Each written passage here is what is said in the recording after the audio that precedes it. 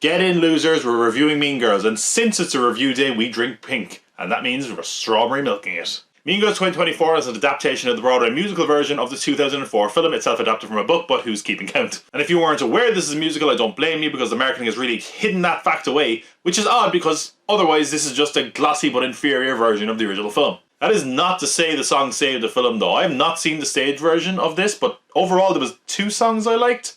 One song got stuck in my head, and aside from that, I can't really remember any of them. My name is Regina George. That is a real song. The cast in this was really good, and that's tough because the OG cast is like iconic and untouchable at this point. But yeah, they did a great job with this cast as well. Angourie Rice is Katie Heron, and Angourie has been good in everything I've seen her in. And she does a good job as well of nailing the change in Katie over the course of the film. Possibly does a better job than Lohan in that regard. Renee Rapp as Regina George is just an absolute star. She's going to be a big one, I feel, for a lot of people. And yeah, she relishes playing a villain. She really seems to be digging her teeth into this role. It's fantastic.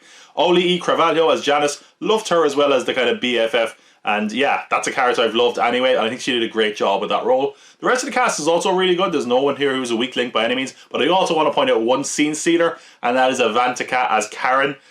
Just absolutely hilarious. Even in scenes where she's not doing anything, your eyes are just drawn to her. And she's just really, really funny. I thought she was fantastic in the film. One of my bigger problems with the film is that it does feel a little bit cheap. Like originally this was going to go to streaming, and I think it does kind of show. Even in its wildest musical fantasies, it still looks a little bit tame and bland, and especially when you're seeing the same sets over and over again, it feels like they haven't done enough to visually distinguish them or do something really interesting which you can do with the musical medium. And yeah, the choreography and cinematography are pretty unimpressive as well. A lot of it is just people going right in close to the camera and singing close up. And yeah, you can only take so much of that. And I think because of that, it's hard for it to kind of shake off the feeling that this is like a Disney Channel sequel to a much larger and better original film. Some of the highlights for me were actually things that were changes or additions from the original film. For example, we get an awesome scene between Regina and Katie late in the film that really just humanized both characters and also got a bit of genuine emotion out of me. I thought it was a great addition. Then we have Team Nafay and Tim Meadows reprising their roles, and it was nice to catch up with them and see what their characters have been up to since the original as well. And finally, we get a lot of extra background on the fallout between Janice and Regina, and I thought that was quite well done as well.